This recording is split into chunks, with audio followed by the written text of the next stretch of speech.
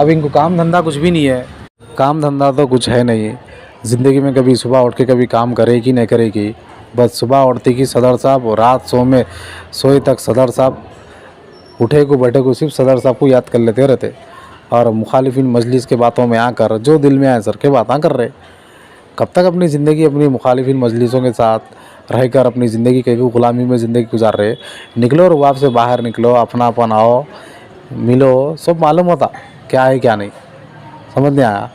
सबके लिए खुला है दारुसलाम, सब आओ, तुम्हारे साथियाँ भी आओ, तुम भी आओ, सब आओ, सबके लिए खुला है। अब रही बात इसमें इन्हों ऐसी बात बोल रहे नो, मुसलमानों को बेवकूफ़ बना रहे, ये है वो है फलाना फलाना, जो जो दिल में आकर के बातें कर रहे। तुम ही जग नेक है यार, हो तुम्हारे साथियाँ तो तुम्हारे से ज़्यादा नेक है।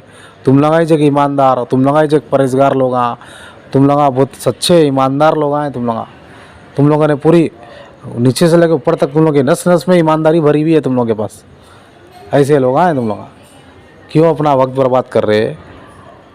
निकलो बाहर, निकलो, मेहनत करो, कमाओ। कब तक?